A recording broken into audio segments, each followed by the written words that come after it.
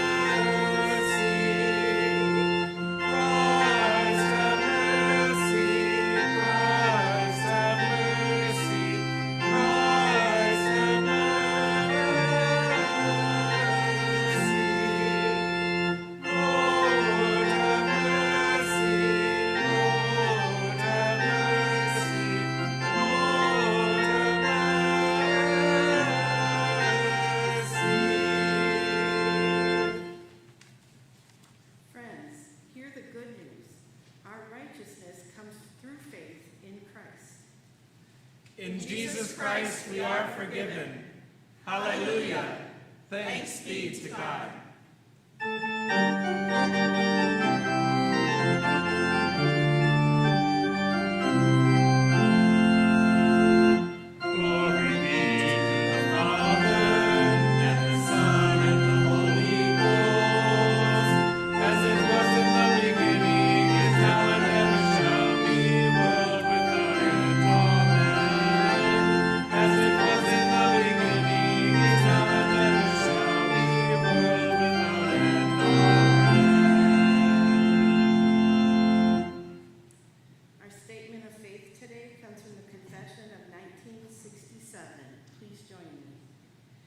In Jesus of Nazareth, true humanity was realized once for all.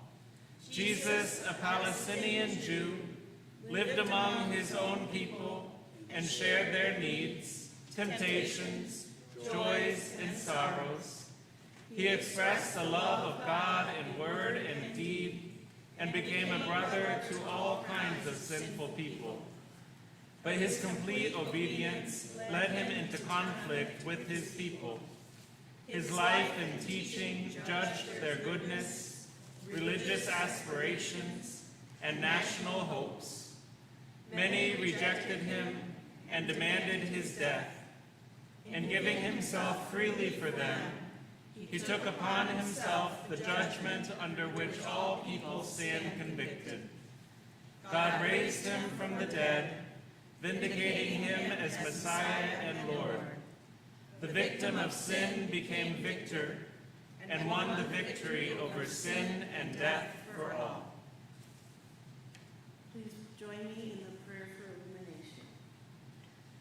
Guide us, O God, the great I am, by your word and Holy Spirit, that in your light we may see light, In your truth find freedom, and in your will discover peace.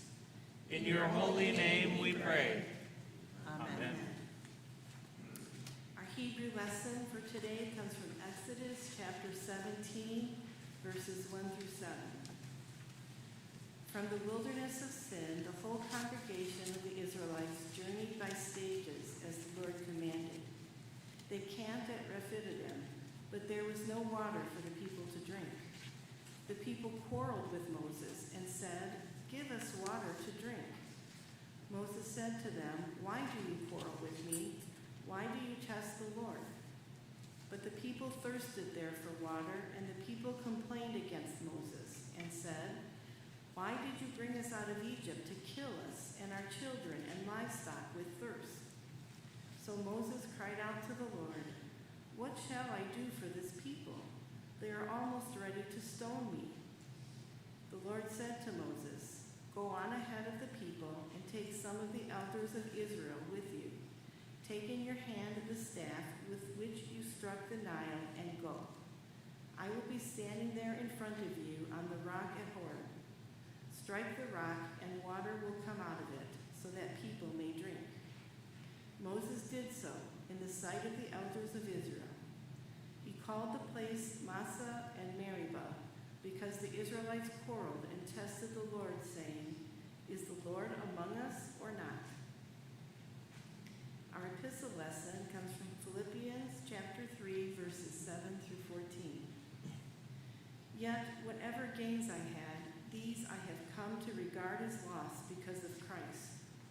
More than that, I regard everything as loss because of the surpassing value of knowing Christ Jesus, my Lord.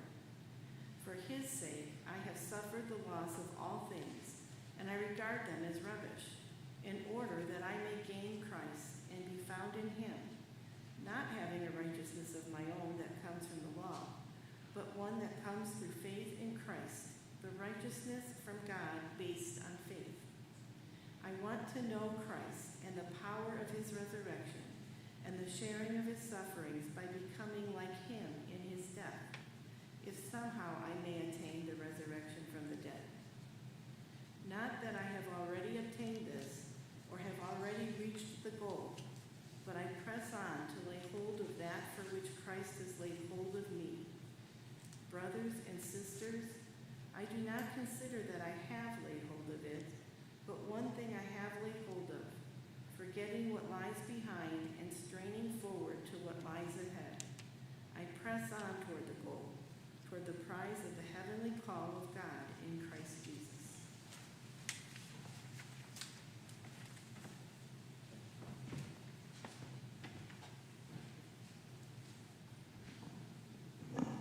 Our gospel lesson today comes from John chapter 7, verses 37 to 46.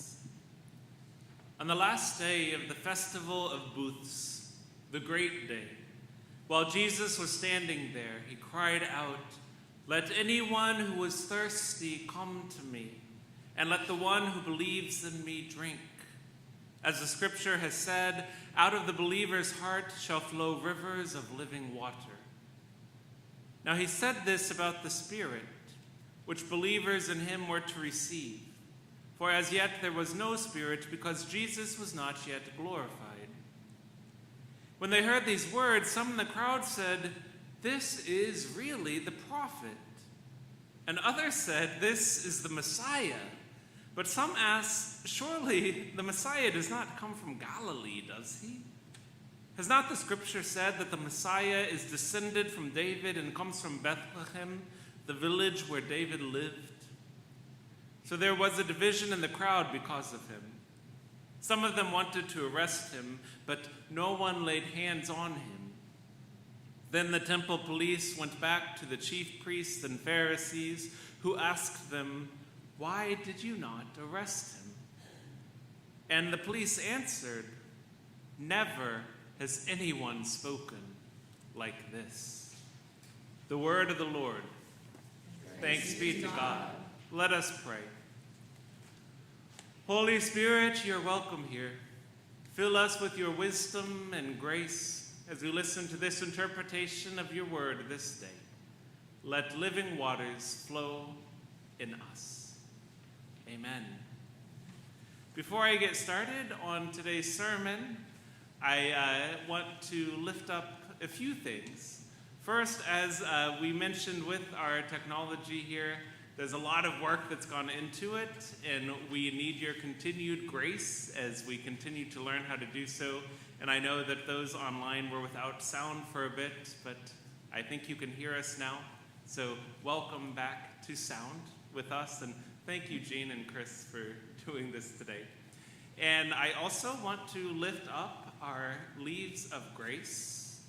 So we've been doing this the past few weeks and creating these beautiful trees. Heather always puts it more eloquently than I, but as we are in the season of fall, we are remembering that even though we experience death and dormancy, there is still so much beauty in God's creation, and those are best embodied by the leaves of fall. And it is also a reminder of the cycles of life under which we continue to live, because the trees outside, after their dormancy, will spring with new life again. So these are reminders of that beautiful cycle and of the realities of life. Today, we are going to have you reflect during the sermon on the question, how can you live into your baptism? Another way to think of it is, how can you embody your baptism today, at this point in your life? So I'll have you write something down on your leaf or articulate something on your leaf, whether that's writing or doodling or drawing. And when we get to that part in our service, we'll bring them up and we'll hang them on our trees to continue our beautiful, prayerful art community project. Today's sermon is entitled, Living Water. All who are thirsty, all who are weak, come to the fountain, dip your heart in the stream of life.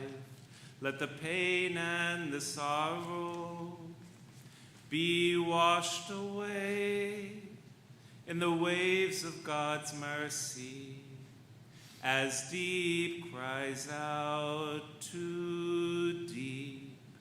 We sing, come, Lord Jesus, come. Holy Spirit, come. Come, Lord Jesus, come. As deep cries out to deep.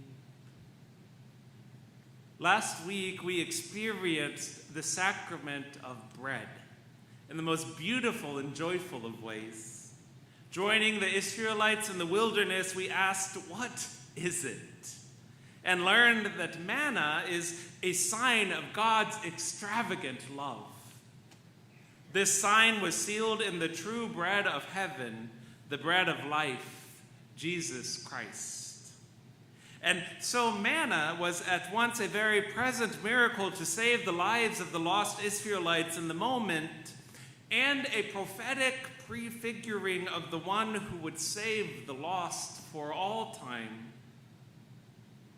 Today we are going to experience the sacrament of water in a new way, adding rich meaning to the already magnificent understanding we have of baptism. Bread and water. It is for very good reason that the physical manifestations of our sacraments are basic necessities of life, of our existence. For in them we encounter the source of our life, the source of our being, Yahweh, the great I am. Soon after the Israelites were saved from starvation out in the wilderness, as we learned last week, they faced another imminent danger that threatened to snuff out their lives: thirst. And again they complained bitterly, asking, "Why did you bring us out of Egypt to kill us and our children and livestock with thirst?" Now, this was not their first go-around with being thirsty. Back at the beginning of the Exodus, 3 days after crossing the Sea of Reeds, they had faced the same problem. And we must remember that the wilderness they were in was not a forest or jungle like many of us probably first think of when we hear that word wilderness. They were out in the middle of the desert where water was scarce. That first time, back right after leaving the Sea of Reeds, they did finally find water, but it was too bitter to drink. Perhaps it was even some sort of salt lake. And God had Moses throw a piece of wood into the water, and somehow it became drinkable. But they were on a journey, and they could not stay there by the bitter water that had become sweet forever. And as so many brave migrants can tell you, thirst is a persistent reality in desert journeys. And here there were hundreds of thousands of people together on this desert journey trying to access water. They had encountered Yahweh's miraculous providence with the bitter water turning sweet, and they had encountered Yahweh's miraculous providence with the manna filling their stomachs. But you cannot argue with the fact that they were thirsty again. And the memory of past miracles could not satisfy their very present need for water. Moses, of course, was exasperated by their complaining. After all, how did they not yet understand that Yahweh would provide for them after having done so many times already? How did they not look upon that great pillar of cloud by day and of fire by night and trust that their needs would be met by the source of their life, the source of all being? I can understand, though. Moses was in direct communication with God, so it had to have been easier for him to have that trust. For everyone else, though, nah. Thirst very easily overpowers trust.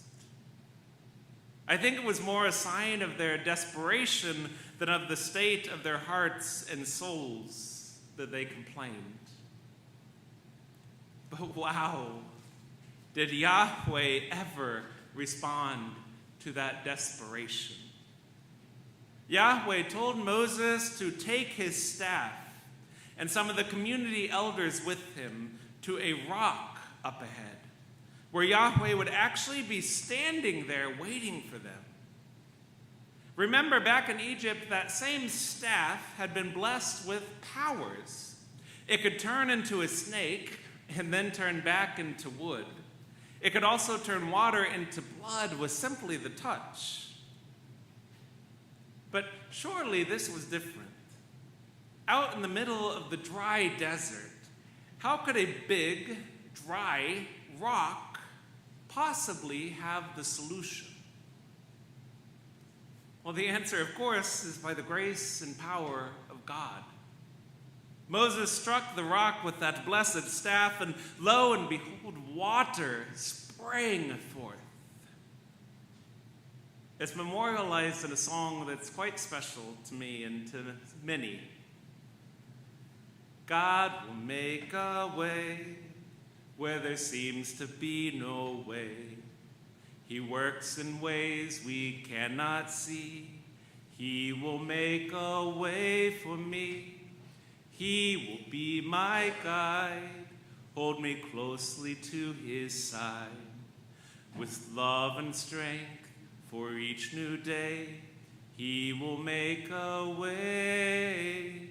He will make a way by a roadway in the wilderness. He'll lead me. Rivers in the desert will I see. Heaven and earth will fade, but his word will still remain, and he will do something new today. God will make a way where there seems to be no way. He works in ways we cannot see. He will make a way for me. He will be my guide. Hold me closely to his side. With love and strength for each new day, he will make a way. He will make a way. So by the roadway in the wilderness, where God was leading them, there somehow came forth rivers in the desert.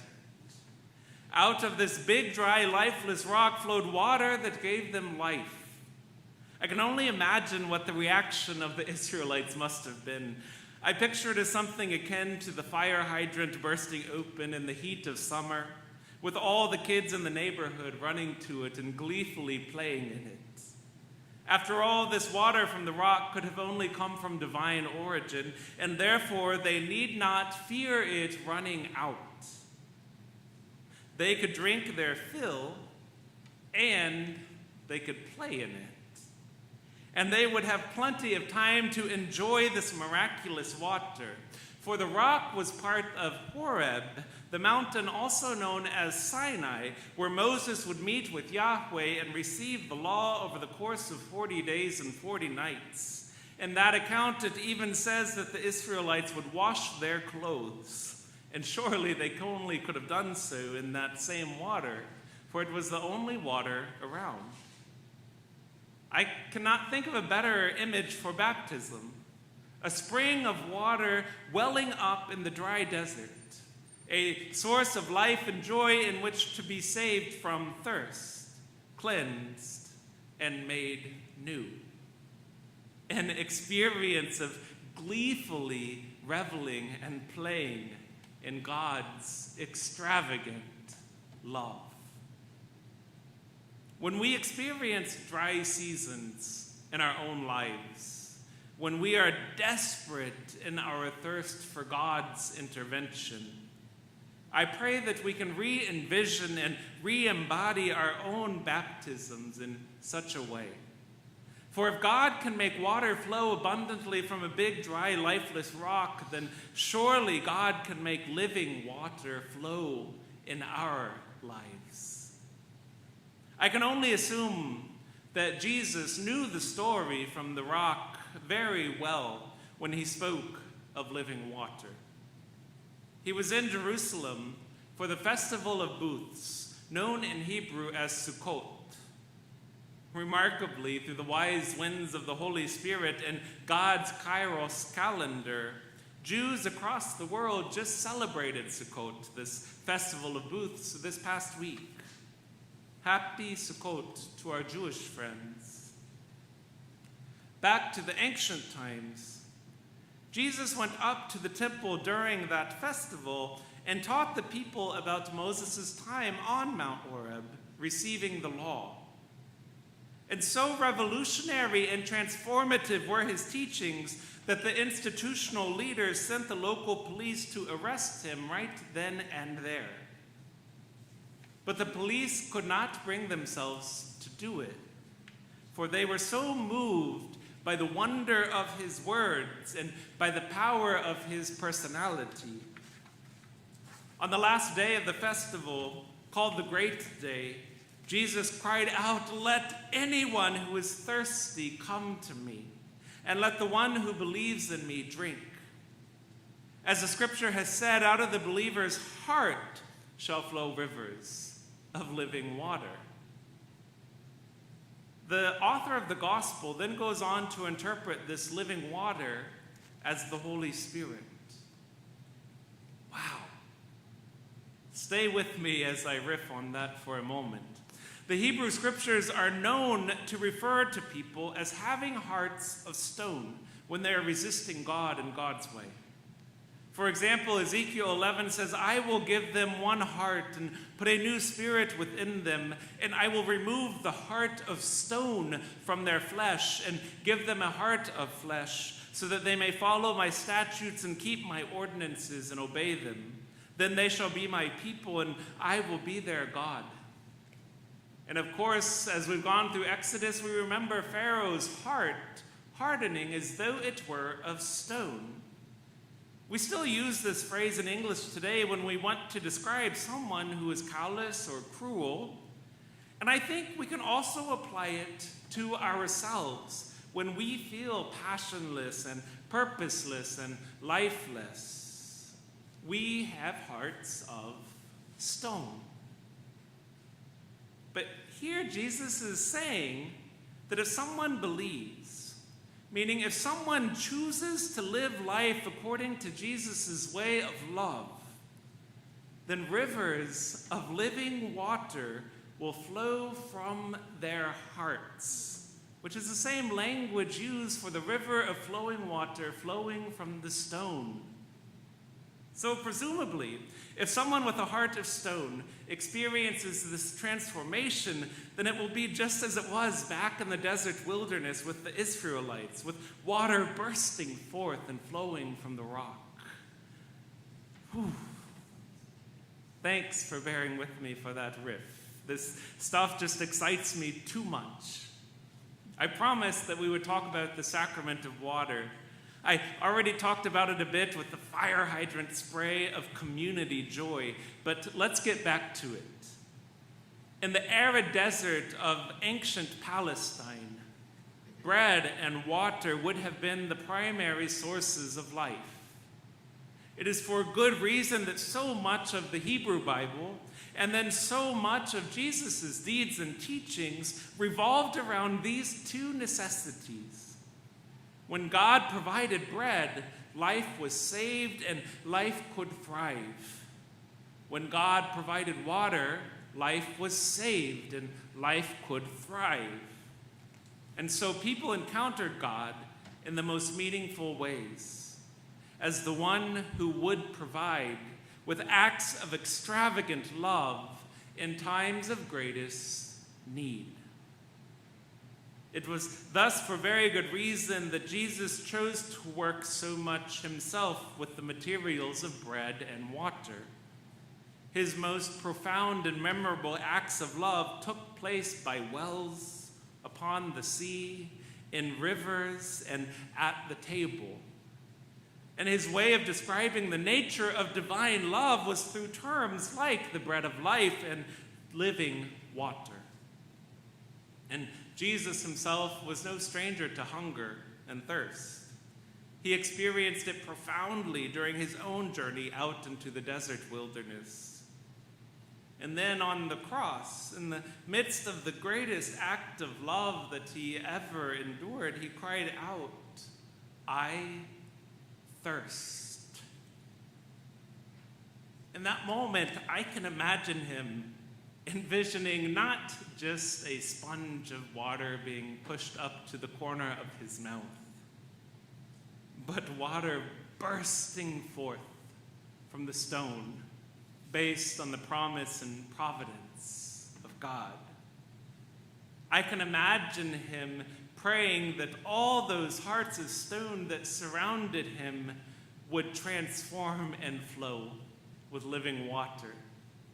I can imagine him thinking ahead to the time beyond when living water would burst forth from the rock of the tomb.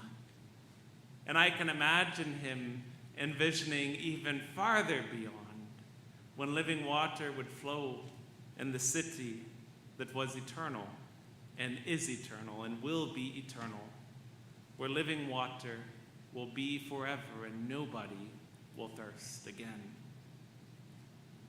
When we remember our baptisms, may we gleefully run to that water which bursts forth in the deserts of our lives.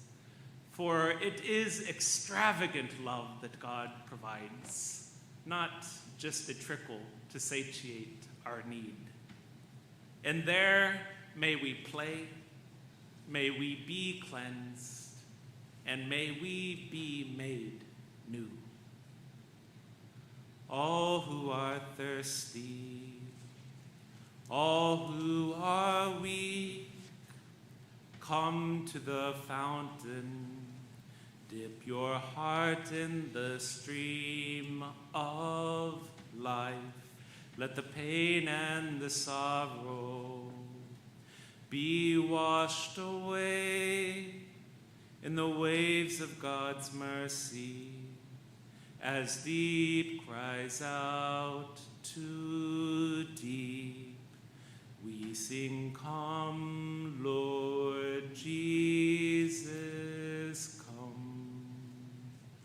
Holy Spirit, come. Come, Lord Jesus, come. As deep cries out to deep. Amen.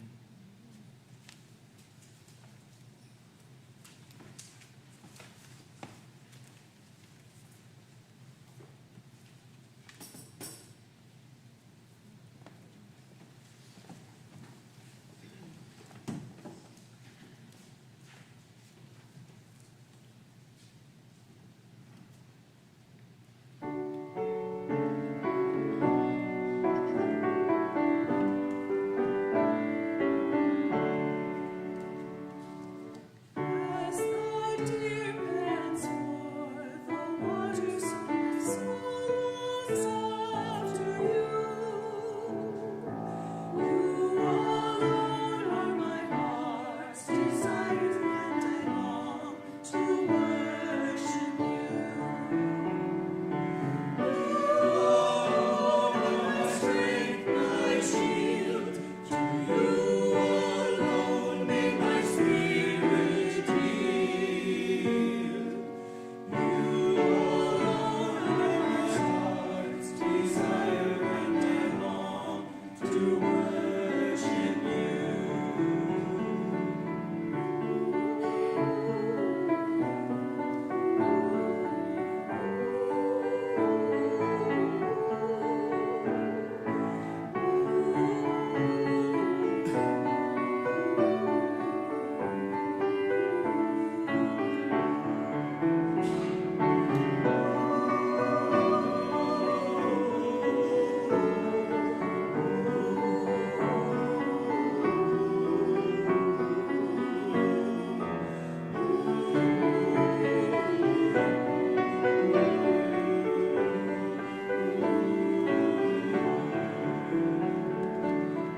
As the deer pants for the water, so my soul longs after you. You alone are my heart's desire, and I long to worship you. You alone are my strength, my shield. To you alone may my spirit yield. You alone are my heart's desire, and I long to worship you.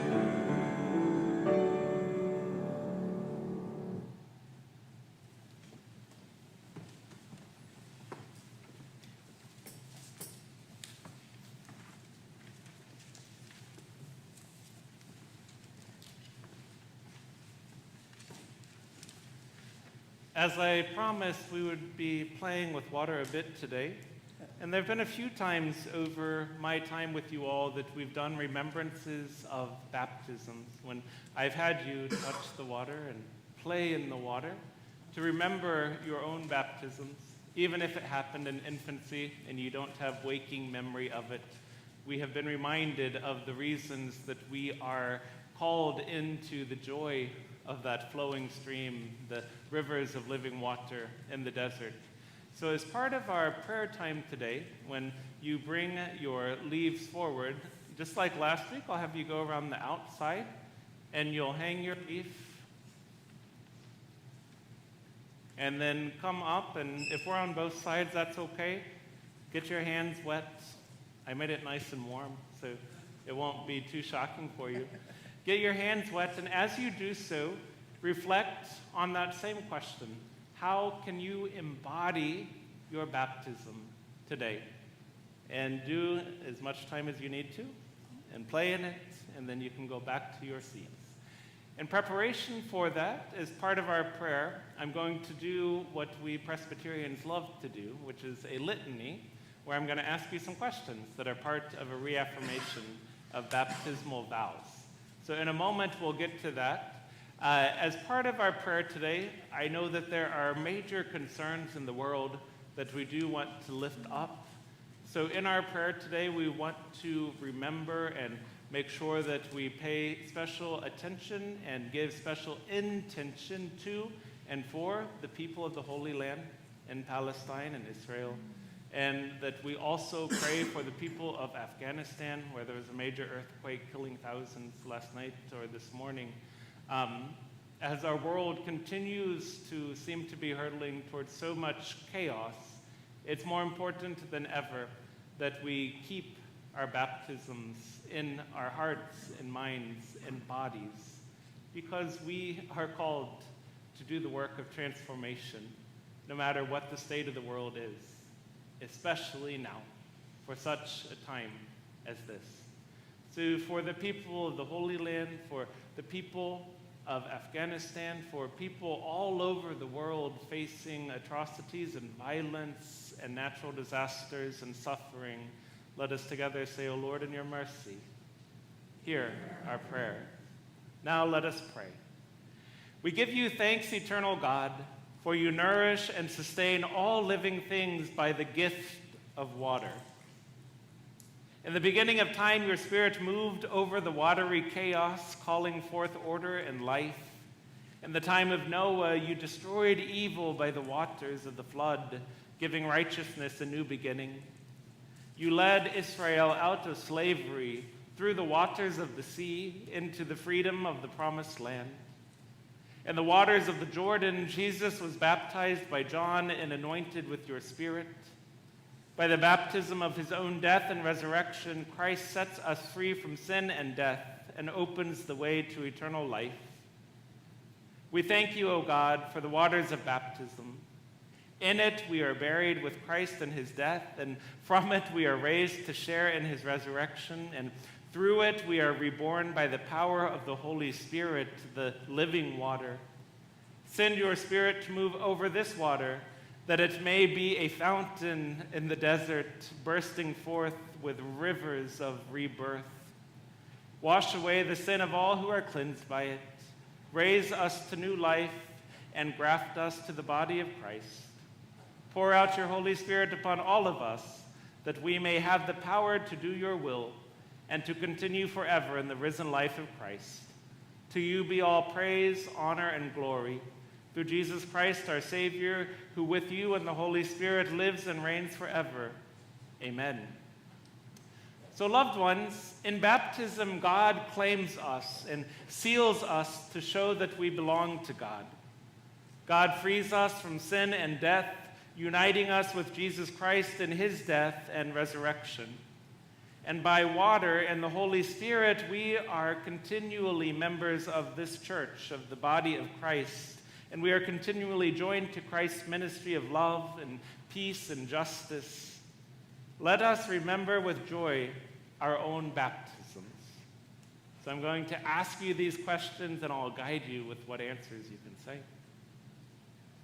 Trusting in the gracious mercy of God, do you turn from the ways of sin and renounce evil and its power in the world? If you do, say, I do. I do. Do you choose to love Jesus Christ and to follow his ways? If so, say, yes. Yes. And will you be Christ's faithful disciple, listening to his word and showing his love? If you will, say, it's a bit longer, I will with God's help. I will with God's help. Loved ones, come forward and hang your leaves on the trees, and then take a moment to play in the water before you go back.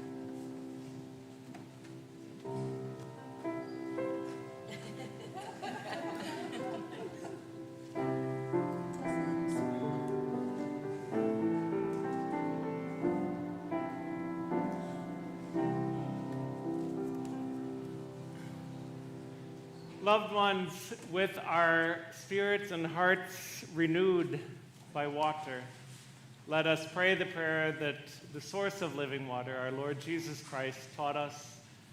Feel free to use whatever words and whatever language are nearest to your heart as we join the faithful across the world praying the prayer that our Lord Jesus taught us. Our Father, who art in heaven, hallowed be thy name. Thy kingdom come, thy will be done, on earth as it is in heaven. Give us this day our daily bread, and forgive us our debts as we forgive our debtors. And lead us not into temptation, but deliver us from evil. For thine is the kingdom, and the power, and the glory forever. Amen.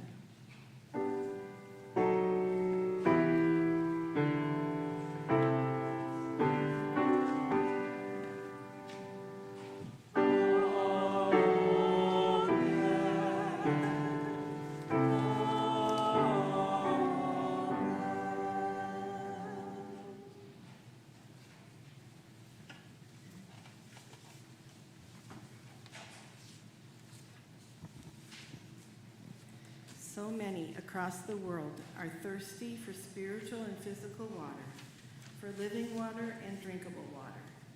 Let us give our tithes and offerings so that we can help to satisfy the thirst. If you are worshiping here today, you can place your offering in the plate as you leave. If you are worshiping online, I encourage you to mail in checks or take advantage of our online giving options through the website. Now let us take a moment to reflect on stewardship as we hear the offertory.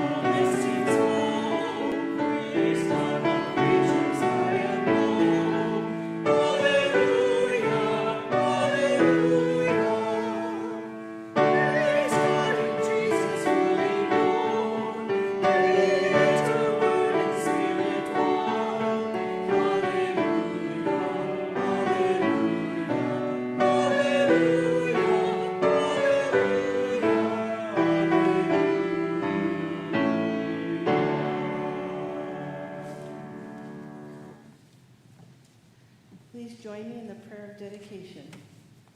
O God, we dedicate these gifts to you and to the mission of sharing your living water with the world. Guide us to use our resources effectively and faithfully. It is in the name of Jesus Christ, the source of living water, that we pray. Amen. Let us join together in the closing hymn, You Are My All in All.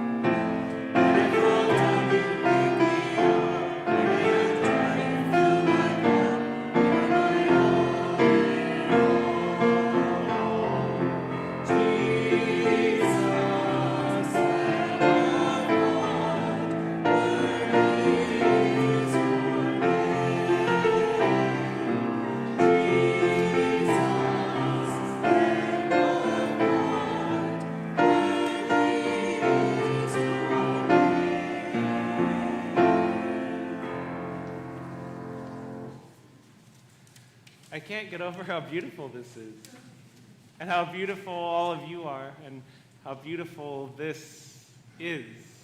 Because this is the body of Christ, and we are the body of Christ together, and there's nothing more beautiful than that. As we go this day, may we remember our baptisms with joy and with an attitude of playfulness and delight.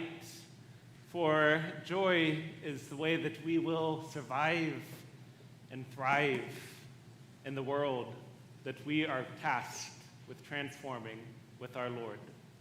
So let us remember our baptisms, and let us go out or stay in this day with the understanding that no matter how dry we may be, no matter what the season in our lives may be bringing, rivers of living water are bursting forth. We only need to dive in. We go and we stay in the grace of our Lord Jesus Christ, the love of God, and the sweet fellowship of the Holy Spirit, now and forevermore. Amen. Be sure to join us afterwards. I hear there's quite a party